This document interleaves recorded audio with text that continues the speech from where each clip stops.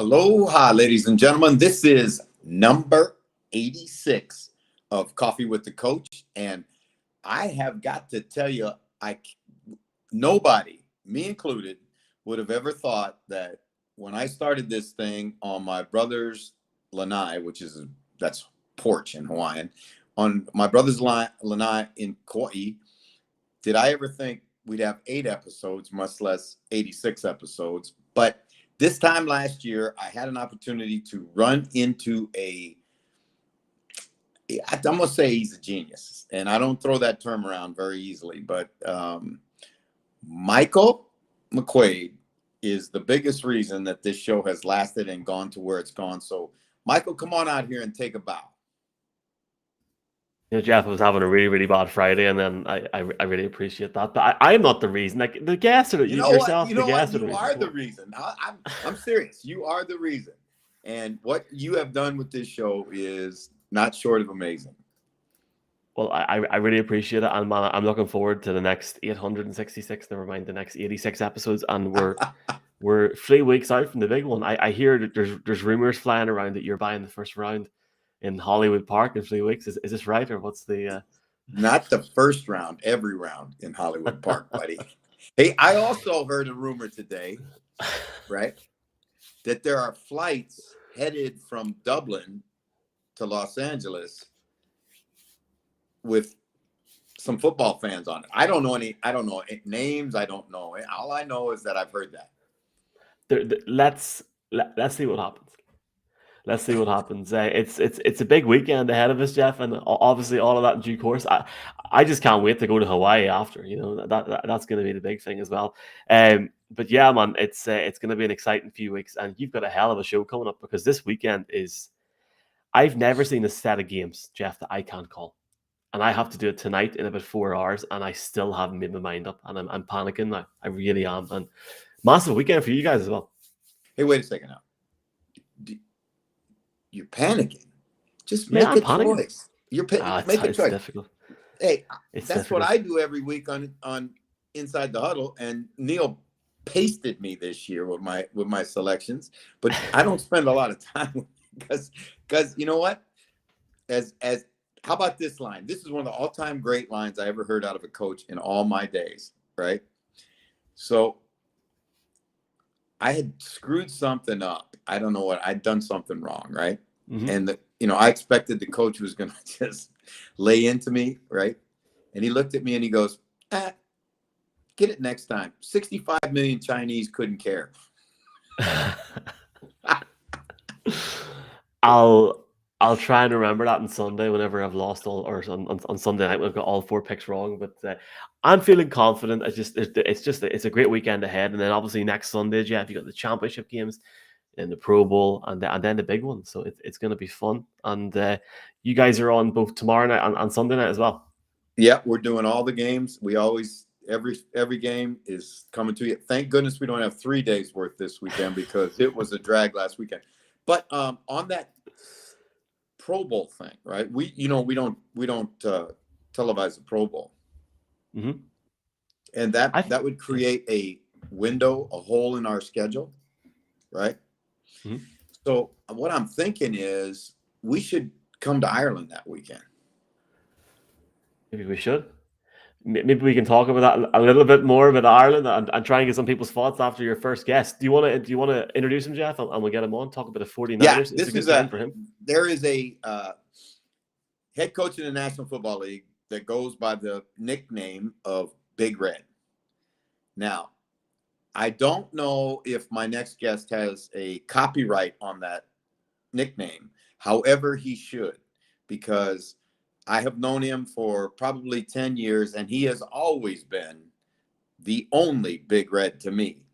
And that's tonight's first guest from TalkSport, the Big Red, Will Gavin. Welcome to the show, Big Red. I mean, I love that you call me Big Red, but I have to say that Andy Reid thankfully has a few years on me yet. So I reckon he got there first. I'm not giving that up, buddy. I'm just saying that he heard me refer to you as that And then he went to the PR people at Kansas City and said, hey, I need that name. Well, when they came over, when were they here in the UK? They play the Bengals. When they were over here, I asked him a question at a press conference, and the first thing he said was, "Good to see another ginger in the room." So, he and I are tight since then. So I'm not going to go against him in any way. Gab, did you hear his description about how important it is to win a second Super Bowl the other day? No, go on. Okay, so now this is all-time Andy Reid, right? This is one of the reasons why we love him, right? He's just got he doesn't take it all too serious, right? He said it's like a piece of chocolate cake. You have a piece of chocolate cake and it's really good, and then there's another one dangling out there and you just want another piece of chocolate cake. And that was the way he described wanting to go back and win another Super Bowl.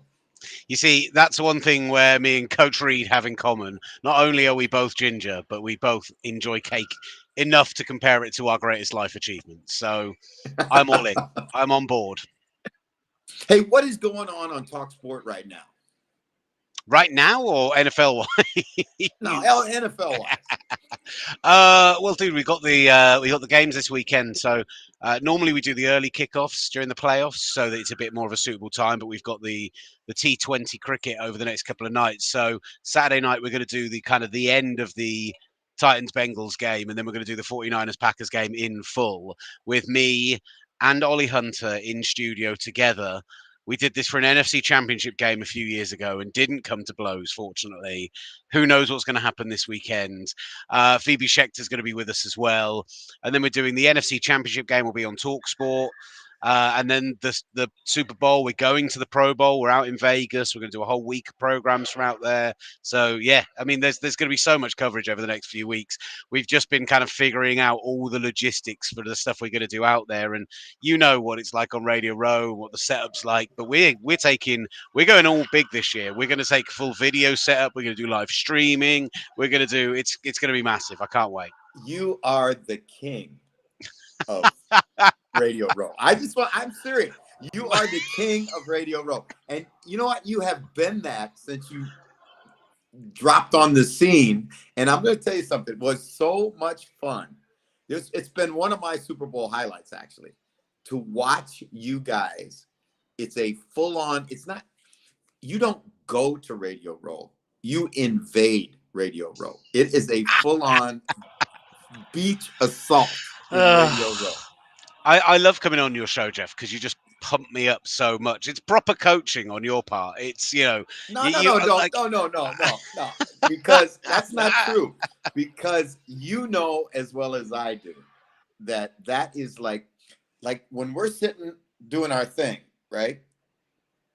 And like we got a little lull in a break or whatever.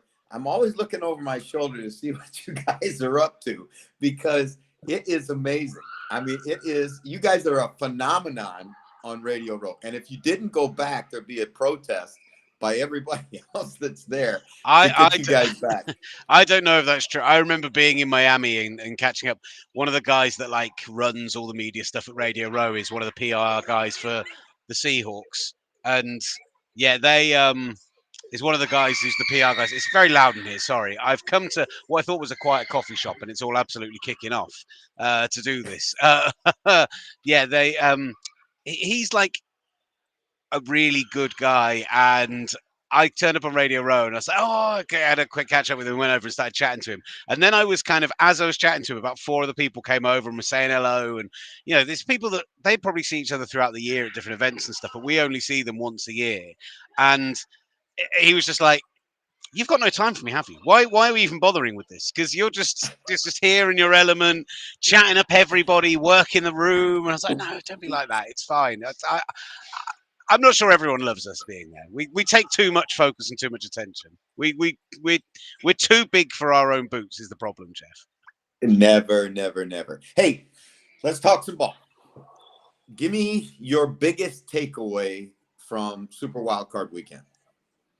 My biggest takeaway from Super Wildcard Weekend is that the Bills are absolutely legit.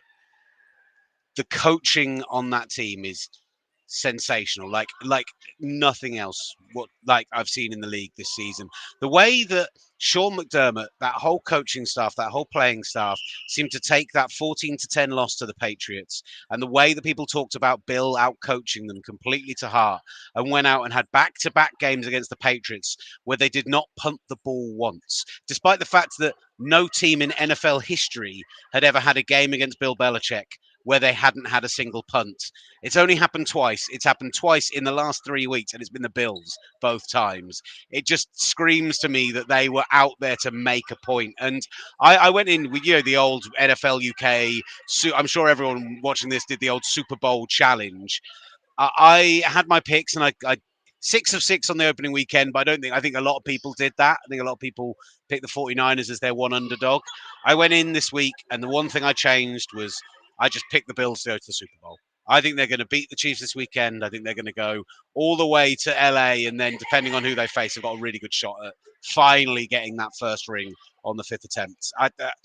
Just great on both sides of the ball, quick to the ball. Josh Allen, they're so varied on offense, and I think it's really underrated because people look so much at what Josh Allen does personally, but I think that they scheme it so beautifully, and they just, okay, that Patriots defense is old and a little slow, and that makes it a bit easier, and this Chiefs defense have improved over the year, and that's what Steve Spagnuolo does, but yeah, I think the Bills are properly terrifying. I do. Then we get the 1 seeds in this weekend, and maybe I'm going to be proven completely wrong.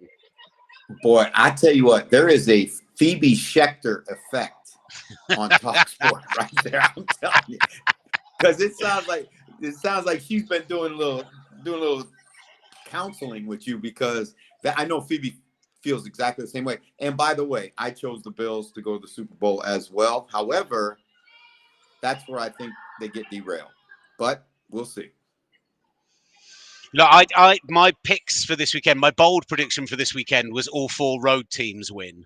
It's a bold prediction for a reason, but I don't think it's that bold. I think the 49ers are where it probably falls over, sadly, but I do think the Bills go to Kansas City and get the win. And I think that the Rams go to Tampa Bay and get the win. Saturday, maybe I feel a little differently about. It's going to be really interesting to see what the Titans are like with Derrick Henry, and how healthy is he? And even if he's only 70%, how much are they going to have to base that defense? They had no pass rush in that second half against the Raiders, and that's a little concern if they're not fully healthy on that front, the Bengals. So it's fascinating this weekend, but I think we got 4 really great games. I just look at the Bills, and that's the team that if I had to face them this weekend, I'd be terrified of. All right. You bring up a point that has been, bashed about this past week. And, I have my own personal view on it, but I think it's been something that's been topical, particularly early in the week before the attention shifted to this coming weekend. Are we having too many playoff teams? When you look at the blowouts that you had in the Super Wildcard weekend, should we go back and have fewer teams in the playoff, Will, or do you like it the way it is? I love 12 teams in the playoffs. I think it's the right number. It feels right to me that 2 teams get a bye instead of 1, so it's not as heavy of an advantage. But this is the NFL. I don't think they take a step back from a money-making endeavor. They're having 6 games on Wildcard weekend, finally having ESPN as a TV broadcaster in the playoff mix, which is obviously a new thing over the last couple of seasons. They're now in the Super Bowl mix as well, and I'll be on that rotation. I can't see them changing it. And if anything, I can see them eventually going to 8 teams from each side, which definitely feels like too much to me. Half the league getting into the playoffs feels wrong to me. So, that number was perfect. 12 get in, 20 by the wayside. The 4 best teams get a benefit of being the best teams in the regular season.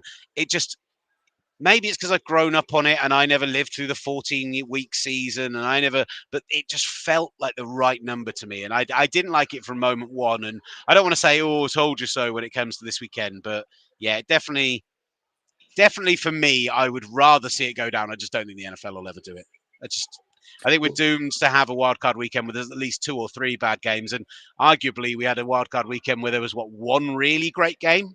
2, if you count the Bills blowout of the Patriots as a great watch, because it was fascinating to see. And Bengals Raiders was nice because it was tight, but it was maybe a little bit ruined by the officiating. Niners Cowboys was the only game that was really, really tense. And as a Niners fan, it was far too much for me. And I thought I was going to have a minor heart attack watching it. So, yeah, I think this weekend's going to be great, though. I'm really confident this weekend. Hey, listen, Will, I appreciate you very much coming on the show. Thank you.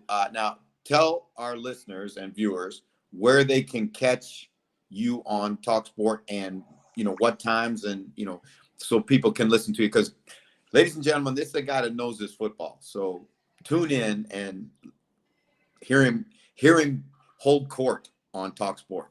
You've got me pulling up the schedules immediately because I have to remember when our preview show's on next week. But on Saturday night, immediately following the cricket, around 11:30, once the T20's finished, myself and Phoebe and Ollie will pick up and we'll do the final throws of the Titans-Bengals game. We'll then be on for the hour between that game and the Packers-49ers game, just breaking down football, talking, and then we'll have that game for you in full. And then we'll do a divisional round preview next week on TalkSport 2. Follow the Twitter at TalkSport2 at Will Gav. You'll find it all there. It'll tell you exactly when those shows are going to be on. And honestly, we like same with our like little Red Zone show we do. I know like a lot of people who watch you guys on the TV, but also have our Red Zone show on so that they can watch a specific game, but hear everything else that's going on. We just tend to be a group of people that are kind of friends who like talking about football. It's very casual. It's not very formal at all. I'd love to say we got the technology that you've got with the big board and the iPad and showing us breaking down plays, but we're not. We're just having fun, man. Well, listen, my man, it's always good to see you, and let's get together next week if we get a chance. And yeah, we've been saying that for a couple of weeks. We need to make it happen. Come on, Jeff. Well, you got to have your people call my people or whatever they say in LA. Take care, Big Red. Thank you so much. Thank you, brother. All right. That's Will Gavin from TalkSport. Again, great friend of the show and really a guy that loves football and does an amazing job with his program and helps grow the game over here, which is so very important.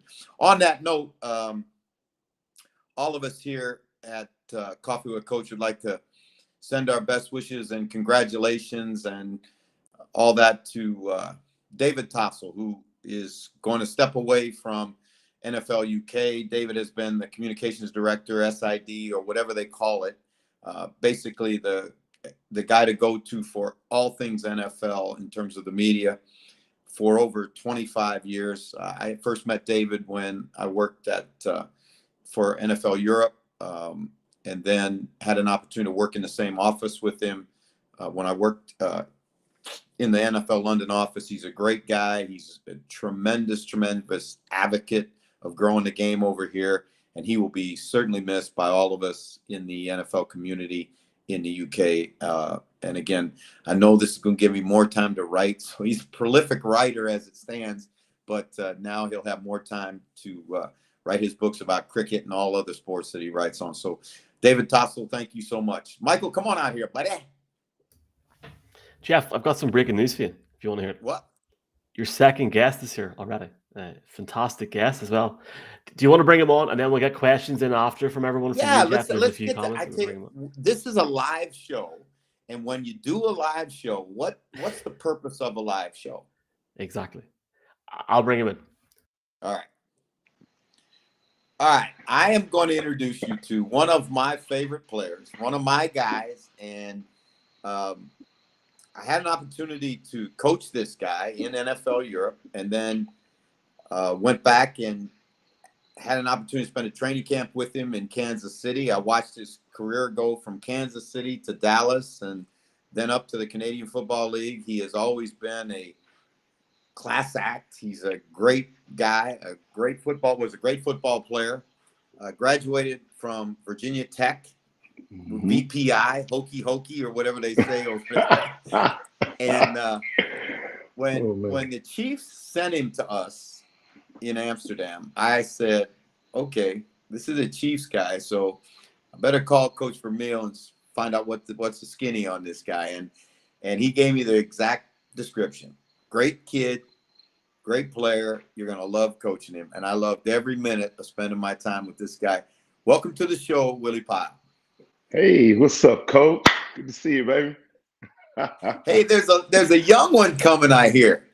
I can't believe he's that old now.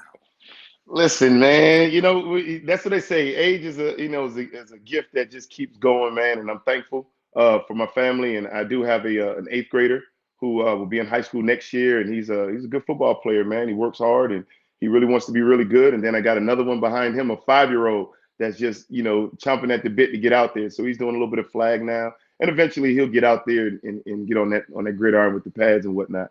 But they're just loving, just reliving the old days. I tell them all the good stories about my time and all the places football has taken me and the great people I've met through the game, and just sharing that with them. And so it's, turned into my passion now, as I'm sure we'll get into it, but it's turned into my passion with, giving back those experiences to these youngsters. And, it's going to start in the home first. So selfishly, I'm going to make sure that these boys get everything they need to be successful.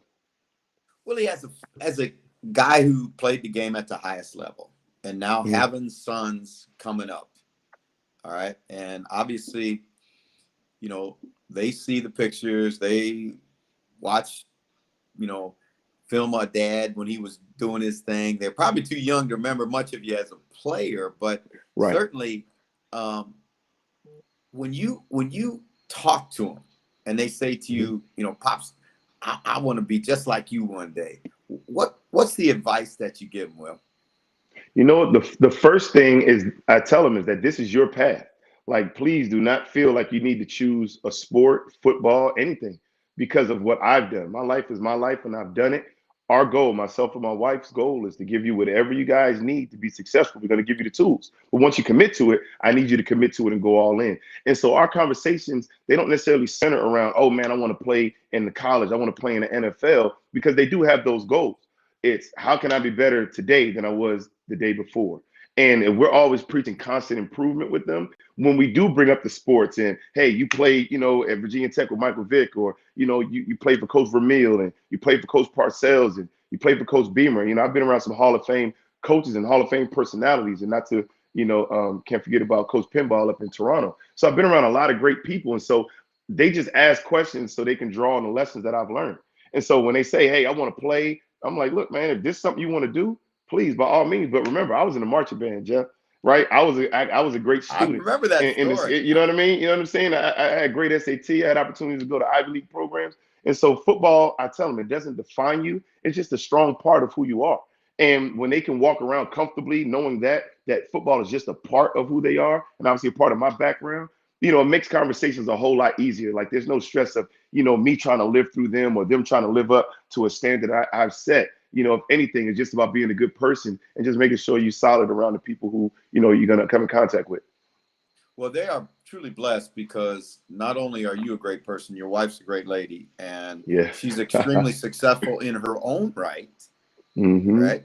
And she's still doing the movie thing, still doing the TV thing. It's so crazy if you remember that. So she does not, but yes, she wasn't, print ads and all those things, but she got the boys into it and ultimately got me into it. Right, Jeff, when I retired from the CFL, I went right into television broadcast and print acting and modeling. And it was a nice transition. It kept me active. It kept my days. Whoa. Modeling? Yes. You'd be surprised. Yes.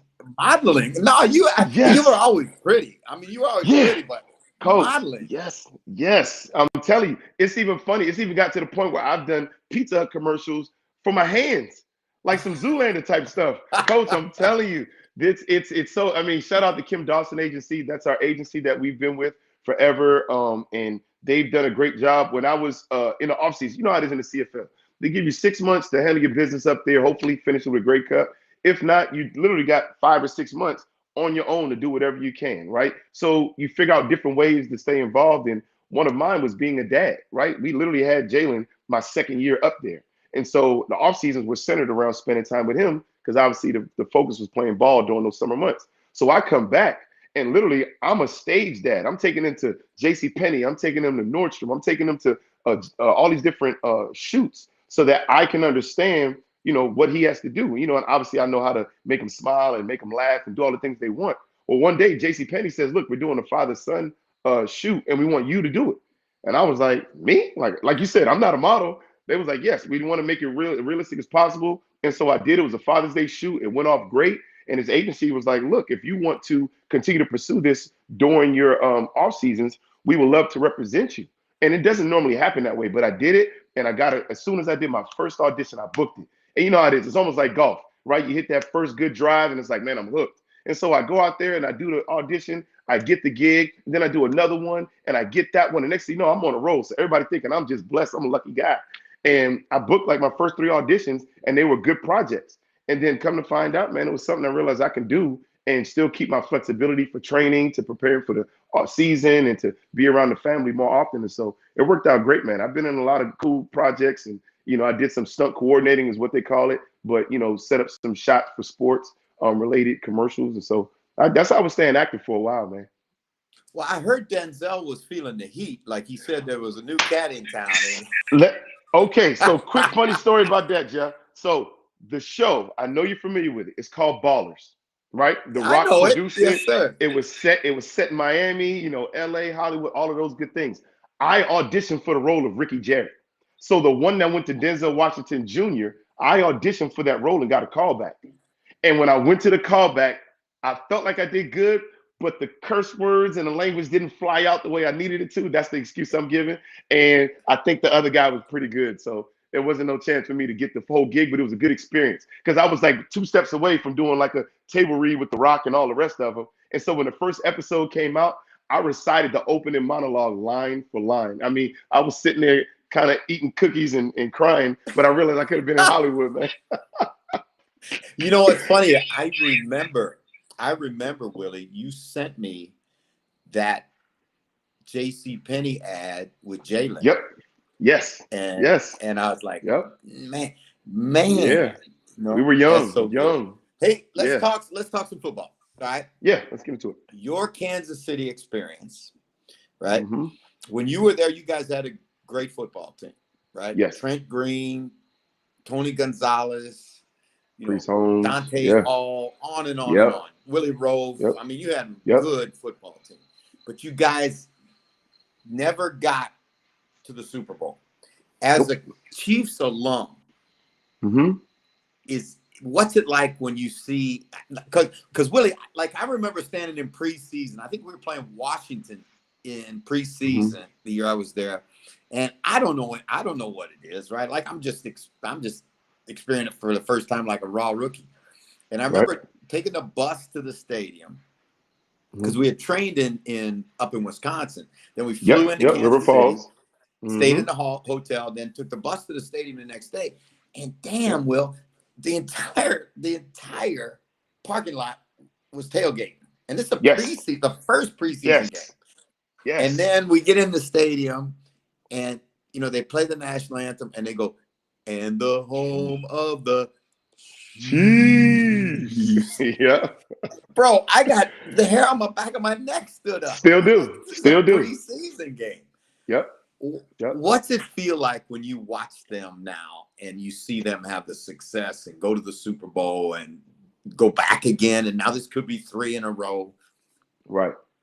It's a ton of pride. I tell you what, first and foremost, and I know you know this, Jeff, with the Hunt family, right? It starts and stops with them, right? Just an outstanding family from top down. Obviously, with Clark running the show now, Mr. Lamar, when he was still with us, he was somebody that I got to meet, knew me by name, obviously being one of the draft picks, had a vested interest in just talking.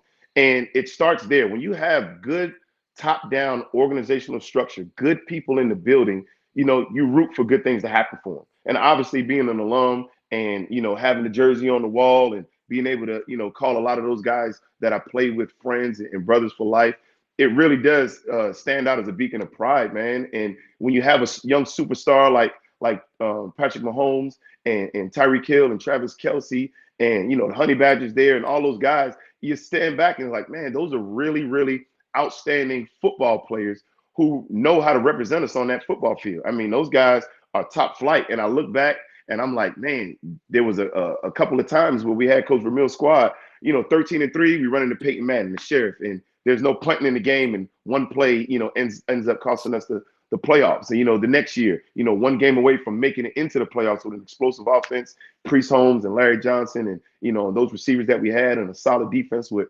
Gunther Cunningham running it. Like we had the pieces in place. We could just never get over that hump.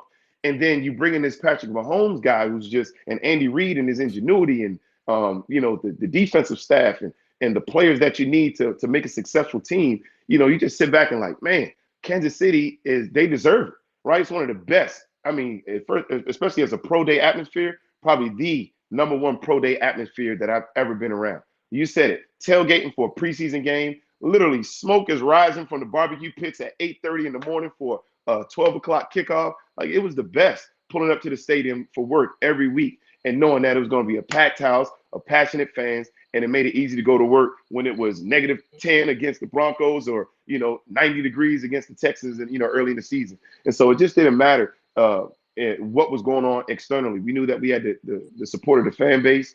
And my wife, when we got there, she said, if it weren't for the Chiefs, I don't know what people would wear out, because it's just Chiefs hats and Chiefs jackets and Chiefs sweats. Like, they go all in for the Kansas City Chiefs. And it really reminded me of college at Virginia Tech in terms of just the passionate fan base. And so I look back at it now, and I still obviously support them and cheer them on.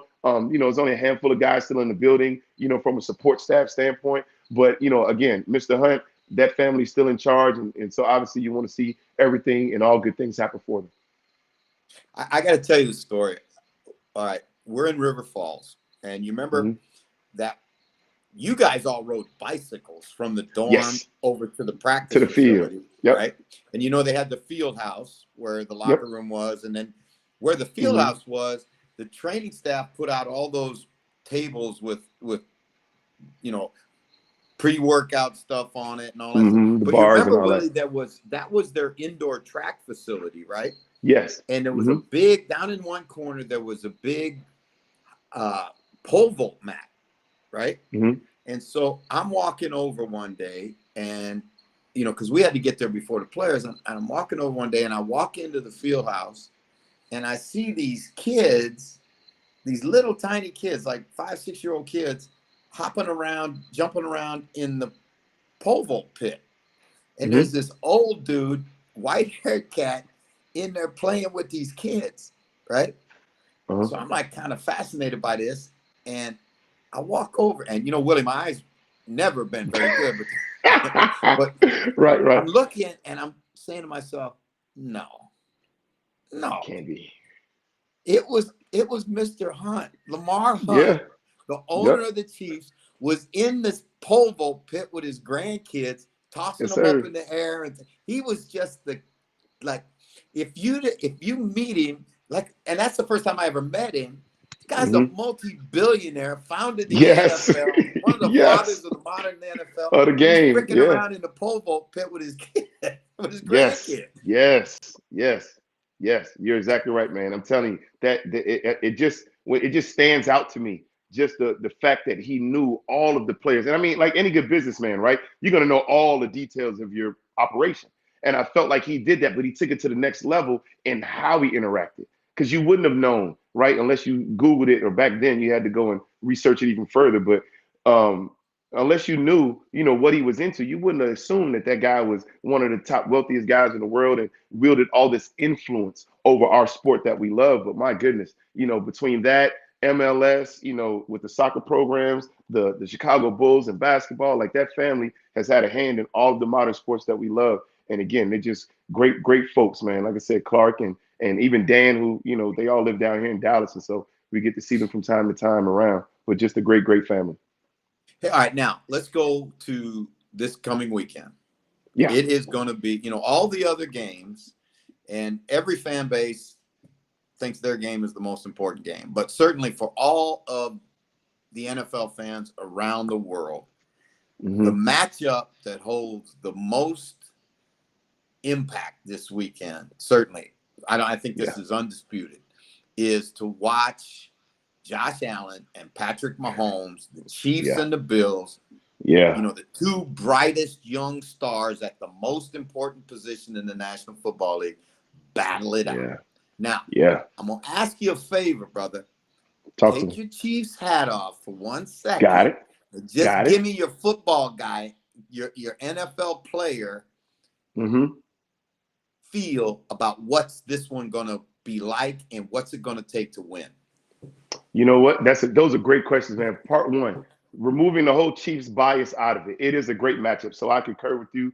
it is going to be a tremendous matchup between two elite quarterbacks, two defenses that are opportunistic and can make plays, receiving cores who can get it done. The biggest thing that stood out from this past week was the running game for the Bills, right? I wasn't expecting them to be able to move the ball on the ground like that, based on previous experiences with Bill Belichick's defense. But, with Josh Allen and the talent he wields in his right arm, be able to get rid of the ball and put it in windows that most people wouldn't dare try, and then his ability to take off and scramble, it is going to be a tough matchup for the Chiefs, right? I think last year was a good barometer for Allen to understand how far he needs to go, and I think he made those jumps this year, right? You got Beasley, you got Diggs, and then they brought in Manny Sanders, one of your guys, right? So now they got 3 guys that can get open whenever they feel like. And so I would imagine watching that Cincinnati Bengals film, although they may not be at the level of a Jamar Chase, Tyler Boyd, and T. Higgins, they definitely got the quarterback and the arm to get to those spots that can make up for maybe a half a step slower or a half an inch shorter on a deep ball. So I think they're looking at chops saying we can take advantage of some things in the Chiefs secondary. Conversely, if I'm looking at the Chiefs, I'm thinking, what didn't the Patriots do to test and challenge them? And what I feel is that they didn't take advantage of the middle of the field. Like Bill Belichick's been known to have great tight ends. They did not use the middle of the field. Like the reason that made Brady so great, Julian Edelman, Danny Amendola, Wes Welker, the middle of the field. They didn't use that. He tried to throw a deep ball over the top. Poyer goes and picks it off. He tries to throw a deep comeback. It gets tipped, gets picked off. And so you got to start thinking the middle of the field. Well, guess who the Chiefs have in the middle of the field? They got Travis Kelce, one of the best in the game, right? And so I look at it as that's going to be the matchup. And it's kind of sucks because one of my fellow Hokies is the start middle linebacker, a great young football player in Tremaine Edmonds, and he's the middle linebacker. And they're going to ask a lot of him to control and patrol the middle with Kelce. But that dude is so versatile. He is, just a weapon that I don't think the Bills are going to be able to account for. They can account for Tyreek Hill by doubling with a safety, and those 2 safeties for Buffalo, so underrated, outstanding football players. Losing Tre'Davious White hurt from a cornerback perspective, but they can mix and match because we know that Coach is a great D coordinator, Coach Frazier up there. But at the same time, Travis Kelce, and if they get Jerick McKinnon and the other running back Williams and Gore going just a little bit, and if they double high and you got 2 high or 2 man, well, then you got Patrick Mahomes scrambling, right? And so again, I think it's just going to be just a tremendous offensive game plan and push and pull. I'm interested to see the first 15. We talked about these back in the day. The first 15, right? Those are the most important plays because that's what they practice. Our job on defense, get them off script, right? Get them off script. Get them behind the sticks, right? That was supposed to be 2nd and 4, not 2nd and 13. So let's get them behind the sticks. Let's draw a holding call. So things of that nature is what I'm looking for this game, like those little intangibles. And then the other thing that I think could really separate the Chiefs and the Bills is the kicking game, right? That guy missed a lot of kicks. It was a lot real shaky last week. I know Buffalo's an easy place to kick the ball, but man, Harrison Butker is one of the most solid guys out there. And I feel like, if they can make an impact in the special teams game, that the Chiefs will have an advantage. But again, I always felt like no matter how good the coverage is, in the secondary, a great quarterback and a great route will always beat great coverage. And so Josh Allen has a chance. As long as you got that guy back there with that offense and Dabo calling the plays, it's gonna be tough for my Chiefs, but at the same time, it's tough to bet against them with Mahomes and Kelce. Michael, come on out here. Let's talk a little bit with Willie. Mm-hmm. Yes, sir. How's it going, guys? How about hey, that? what's up, How Michael? about that? He actually did take his Chiefs hat off when he did that, right? That's pretty unbiased view. Yeah, I must man. be very, very unbiased there. Like, yeah. Hey, we're gonna throw this open for questions from the people, from the tribe. If you're out there and you got a question for Willie Pyle, please hit us with it, and we'll go right with it. Well, we got one right away. Nice. We've got one from Fred Flunk. He reckons the winner of this Chiefs-Bills game wins the Super Bowl. That's a hell of a game, Willie, the weekend. That's from a neutral standpoint, it's some game. Like, well, I tell you what, there's some folks in Tennessee and Green Bay got something to say about that right there. I'm telling you. A few other spots. I'm telling you. Yeah, that's a tough matchup, man. I tell you what, man. Green Bay, that's styles make fights, coach. You know that. I know from your background in combat. That's a tough one, man. I don't know.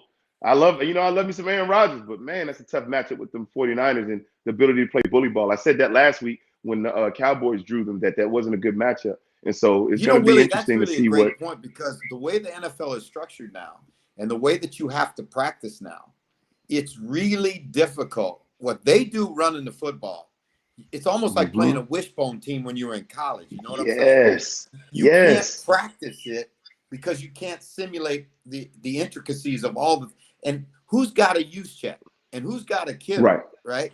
Right. There's so Right. few of Right. those kind of guys around. So I think that is a huge. I would not be surprised if San Francisco doesn't make a real run at this thing.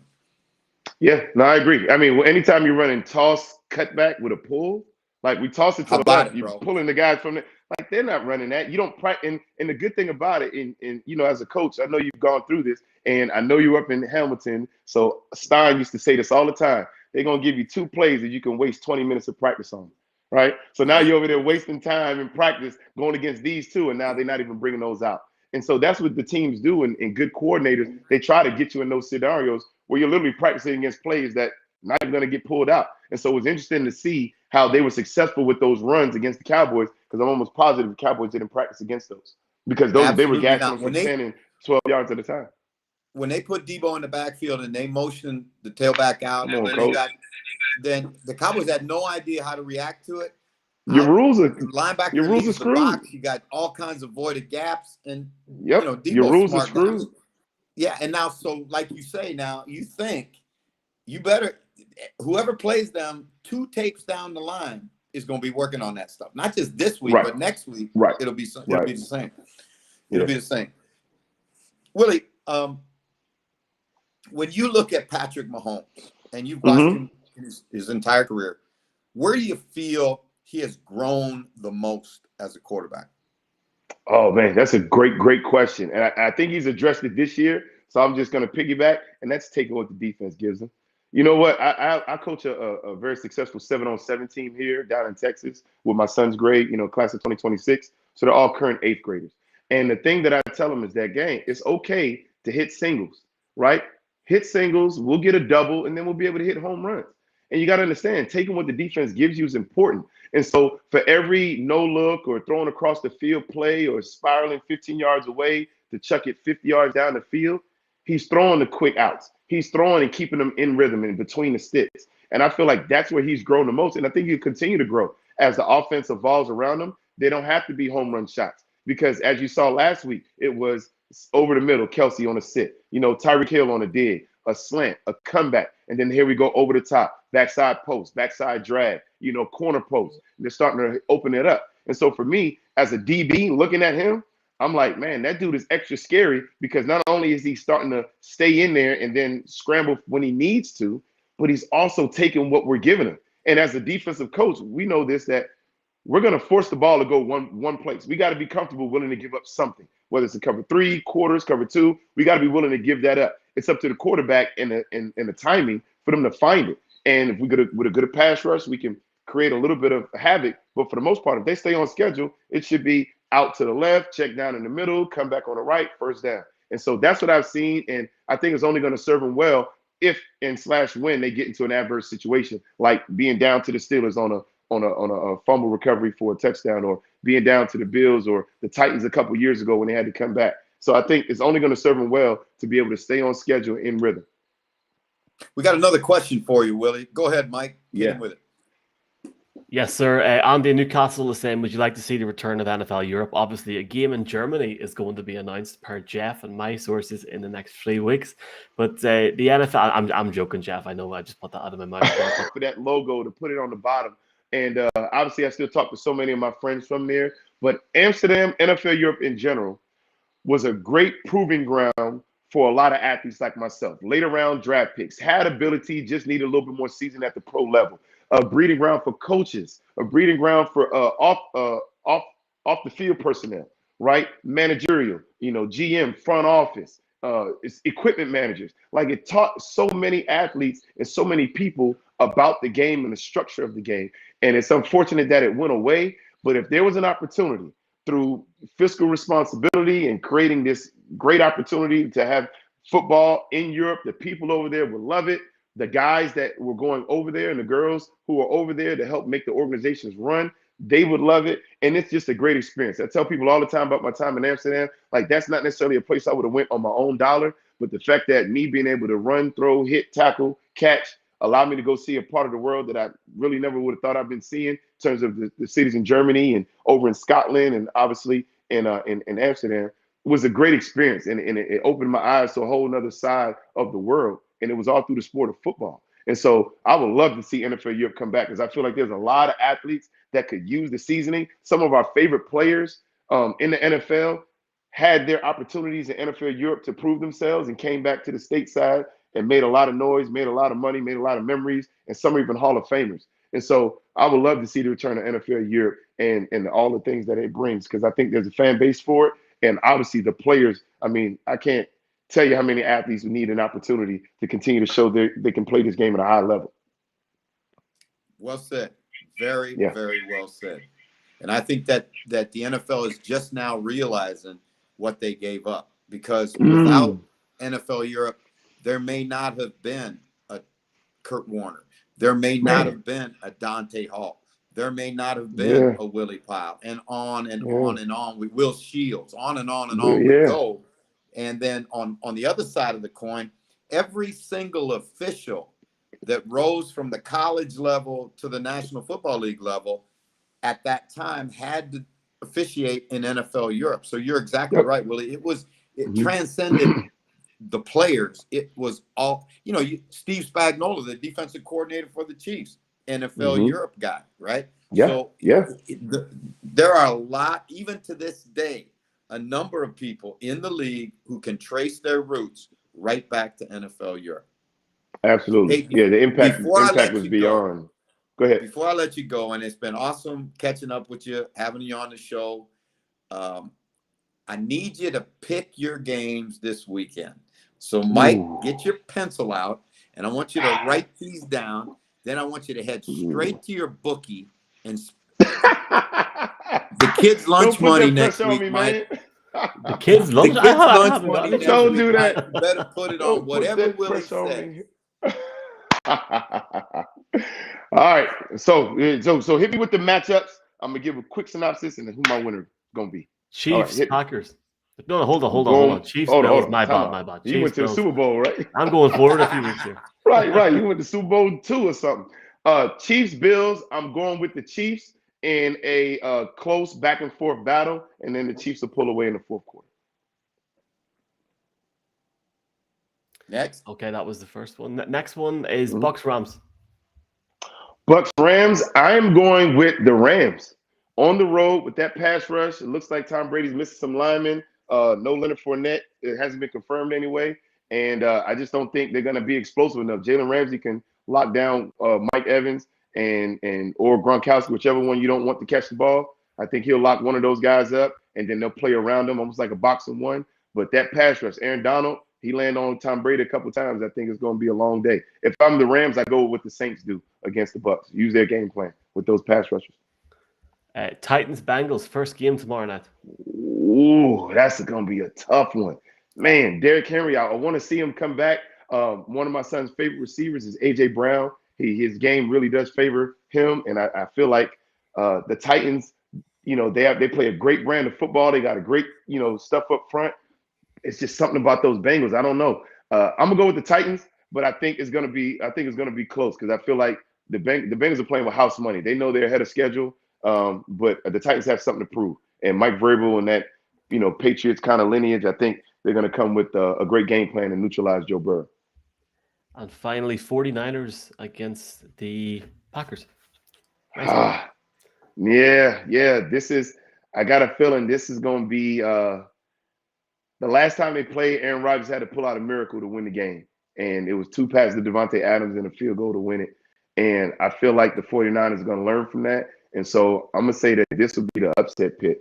I think the 49ers are going to get the Packers. I hate to say it because I want to see Aaron Rodgers and Devontae Adams continue on. And I know for his legacy, he needs to continue to win and win chips. But I just think it's a bad matchup. And I feel like the 49ers are going to play bully ball up front and then play keep away and keep them off the field.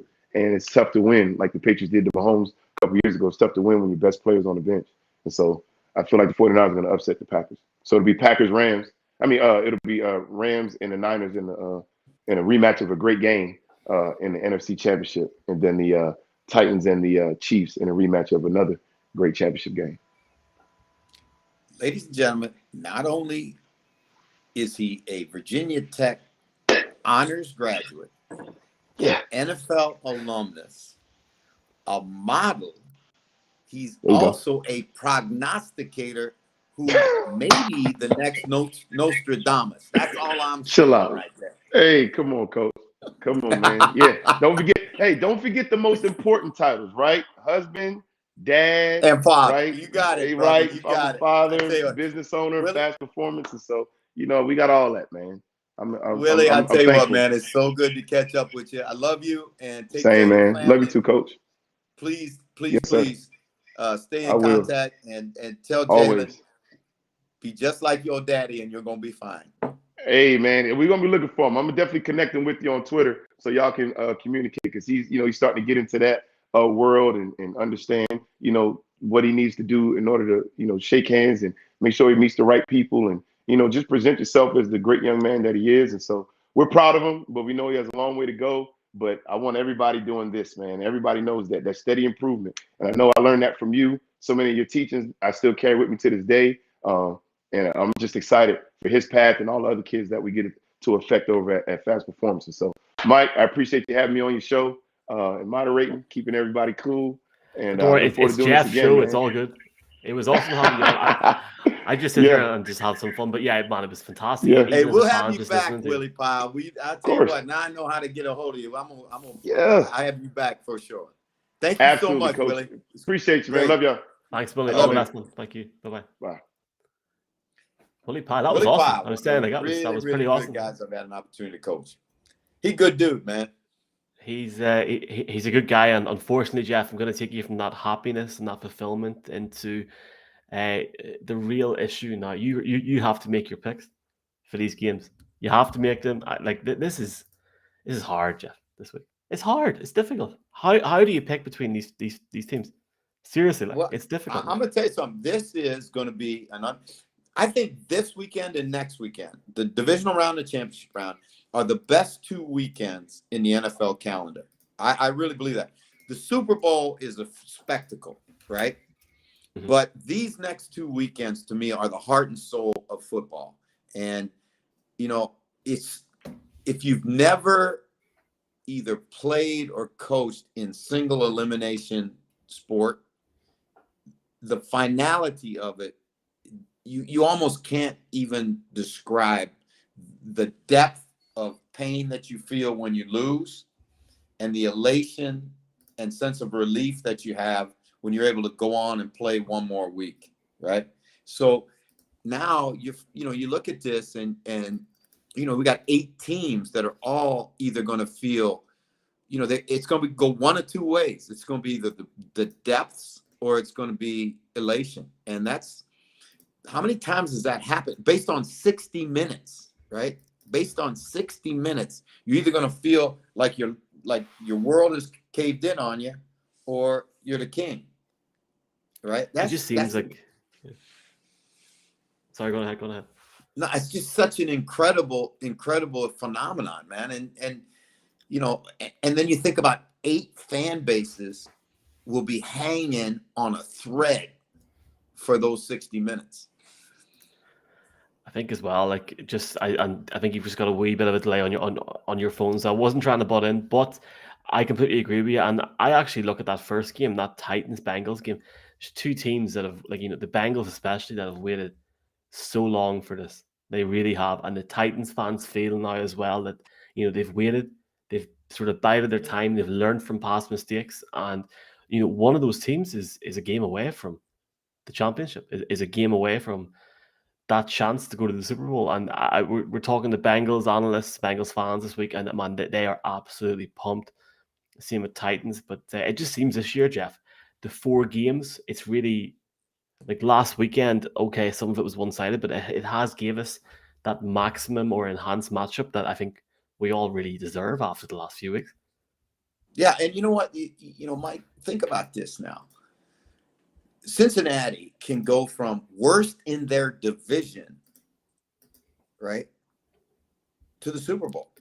I mean, that's not out of the question, right? That's not, when you have a guy like Joe Burrow and you have you have the weapons that he has around him with Jamar Chase and Joe Mixon. And I mean, now, is their defense good enough? I don't know.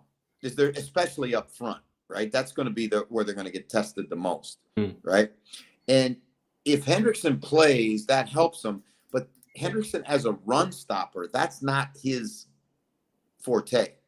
They lost Ogunjobi inside, and that, I think, is a bigger loss because you know Tennessee. You know what Tennessee's DNA is. You know what they want to do. They got Henry back.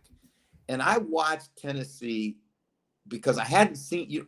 You don't get a lot of Tennessee on TV, right? It's a small market team. They're not, So I went back and I watched their season this week. And let me tell you something. I don't care who's in the backfield. They can block. They run the zone inside and outside extremely well. Where Tennessee is better than any Tennessee team I've seen since the last Tennessee team to go to the Super Bowl is they are nasty on defense. They are big and strong up front, and they will hit you. And Kevin Byard and that bunch in the back end will, take advantage of the fact that, Simmons and those guys, Bud Dupree, I mean, they get after your tail. So the biggest matchup to me is, can Cincinnati's offensive line keep Burrow on his feet long enough to win the game? And I think it's going to be a fantastic game, but I'm going to take Tennessee. Oh, I'm giving away my picks at 10 o'clock. You're on the show at 10 o'clock as well. I think you're going to pop on little glass of red vino and pop on. Just before I go to the next game, Jeff, that is confirmed by Roger Goodell this week. They are making an announcement. I'm not sure if it's the actual game, but at least the location for that Germany game. I would speculate at his press conference or around that time before the Super Bowl. That's the hope. So they're almost there. Maybe you can text Seabass and see the crack. Maybe find out who the Patriots are playing next year. I'm only joking, in Germany. Second game is, well, I'll try and go in the order of the games are in Sky. That's the first game tomorrow night. 1:15 a.m. is the Packers against the 49ers. If this Packers team went one and done, Jeff, I mean, I don't know what to say here. Like, it's one thing with the Cowboys last week, but after the way the Green Bay have played this, after the way Aaron Rodgers has played this season, it's surely unthinkable. Well, it's not unthinkable because it's the playoffs and it's a good football teams. I mean, the 49ers are going to test them. They're going to test them. They're going to test them physically and they're going to test them mentally because Mike McDaniel does an outstanding job of play design.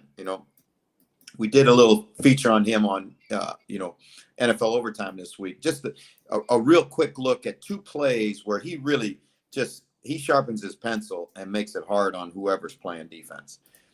So I think they're going to score some points. Rodgers will score some points. What's good for the Packers is Jair Alexander, should be back. That's a big plus. Bakhtiari should be back. That's a huge plus. He's the best left tackle in football, right? Because they're going to have to keep Aaron Rodgers clean and give him an opportunity to throw the football. If he has time against the San Francisco secondary, he'll cut him up, right? I mean, you're talking about a really, really accurate guy who understands where to go with the football. So I think the Packers will win at home. Everybody's talking about the weather. Let me just say this. Cold is less important than wind, right? For a throwing team. So cold actually in some ways may be in the Packers' favor because they live in it. Now, they don't practice in it, but they live in it. San Francisco flew in there today, right? There's no way their bodies, especially if they're in the hotel all that time, there's no way that their bodies are going to get ready for what they're going to feel when they go to the stadium on Sunday. So I'm going to take the Packers. I like it. Sunday, Jeff, we have got two more games. We've got first up is the Rams against the Bucks at 8 p.m. So you get a wee bit of a lie-in for Sky. I presume you rock up there at about 20 past 7, Jeff. I'm joking. But seriously, you must be delighted because I felt bad for you Monday night. That was a long shift. But Rams Bucks Sunday. It's a nice game. Fascinating game. fascinating matchup. A lot of pressure on, a lot of people in this game. A lot of people. And I'm talking about the Rams people. You can start with the general manager, and you can go to McVay, and you can go to the quarterback, and you can go to, write down that roster of high-priced guys that they've acquired, shoving all their chips in the middle of the table to say, we're going to go back and win it. Andrew Whitworth being hurt last week really affects this game. And now he may or may not. I have not gotten a reliable injury report whether he's going to play or not. But, the Bucs offensively are beat up, but healthy defensively. Now, when you look at Todd Bowles is a pressure guy. He's going to send a billion different looks at the Rams. Can the Rams give Stafford the opportunity to throw the ball? Because where I don't think the Bucs can match up is who's going to take Higbee, who's going to take Cooper Kupp, and who's going to take OBJ, right? Now, and then you got Van Jefferson on top of it, who's a better than advertised receiver. But we also know that Stafford has been prone to do what? Turn it over. A few picks. Yeah. And you can't give Brady extra chances with the football. I don't care how many receivers he's got out. You can't give him extra chances with the football. Maybe bigger than even playoff Lenny is what's happening with Wirfs, right? So this one, I wouldn't touch right now until I see exactly who's going to play. And you're talking about if we're betting this game, right? I wouldn't touch it right now till I know who's going to play in the game more. But if you just said right now, if it was game time and we're teeing the ball up and we're going to kick it off in 15 minutes and we know what we know right now, I'd take the Rams. The team goes in away to the champs and wins, going by Jeff. Finally, can the Bills do that? Going up against the Chiefs. Oof. We had Tasker on last week, and you heard what he said. He's never seen a Bills team more ready to go in and take their shot. Yeah. And I think the only thing that scares me about that is, are they going to be able to relax and just let the game come to them? You're talking about a bunch of guys, and I know from talking to Cole Beasley and Emmanuel Sanders, they know that these kinds of chances don't come along every day. And I think they believe in their hearts that if they beat Kansas City, they're going to be in the Super Bowl. And I think the same thing. So if you look at the Chiefs, Patrick has grown a tremendous amount in terms of protecting the football, right? The defense scares me because it's a defense that's predicated on pressure and playing man-to-man. Who's going to cover Gabe Davis? Who's going to cover Cole Beasley? Who's going to cover Emmanuel Sanders? Who's going to cover Dawson Knox? Who's going to cover Diggs? And Buffalo is uniquely built to play a team like Kansas City. And don't think that Brandon Beane and Sean McDermott didn't plan this whole deal, because they looked at who they had to beat to get to the Super Bowl, and they knew what was going on in New England, and they said, the Miami? Nope. The Jets? Nope. It's that team in the Mid-America that we got to win, that we got to beat. This is their opportunity to show that they have built this team to beat the Chiefs. They went out and drafted pass rushers, right? Why? Mm-hmm. Because they're going to play zone, and they're going to let 4 guys try and get to the quarterback. They've got Matt Milano, who's the best covered linebacker in the NFL. Tremaine Edmonds inside. Losing Tre'Davious White hurts, but I think it's something they can overcome. So I'm going to take the Bills in a close game. Oh, I love it, Jeff. I love it. And this is the thing, obviously, with no more Red Zone, I'll be watching you all weekend on Sky. I'm looking forward to hearing from you, Neil, Sean, and I'm presuming Mr. Baldinger will be there again on Zoom. I'm very much looking forward to it. It was a good crack last weekend, and just great analysis as well. Really, really good fun, especially that time of night. And loving the picks, Jeff. We've got loads of comments here as well. Sam Queck just tweeted. I'm sure you know who Sam Queck is. She said, I think she replied to somebody that was watching your show and said, Bills? Like, no. And I've obviously went back to her going, need you on the show, Sam. Sam's a big Chiefs fan. So if you're watching, Sam, feel free to come on and DM Jeff there. Daniel in the UK says he thinks Green Bay, the Bengals, the Rams, and the Chiefs are going to win this weekend. Shane Byrne, who I think is in Ireland or Sheffield. Sorry, Shane. Chiefs, Titans, 49ers, Bucks. Danny Pardo, Pardo's Business on Twitter, has just done loads of capital letters, Niners and Jimmy G, giving a thumbs up. A lot of people are in on Jimmy G this week. Lloydie Boy 56, how about them Niners? And Andrew P says, what will the Bucks need to change to reverse the mid-season loss to the Rams? That's a really interesting question, because you mentioned there all the offensive talent that Rams team has, but then that's fair enough if you can cover that.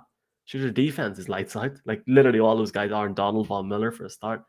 Yeah, and they are, and it's going to be really difficult. But what they've got to do, that defense in Tampa Bay has got to create some turnovers. It's got to get some turnovers and bonus possessions and field position for Brady.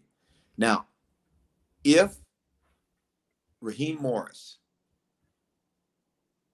in my opinion, if Raheem Morris says, I'm going to take Jalen Ramsey and I'm going to take Mike Evans out of the game, and I'm going to double Gronk, and I'm going to pressure Brady and make him, Scotty Miller has got to be the one that beats me. I'm not letting Cameron Braid as well, yeah. Scotty Miller, I'm not letting Gronkowski and I'm not letting Evans win the game. Can't do it, right?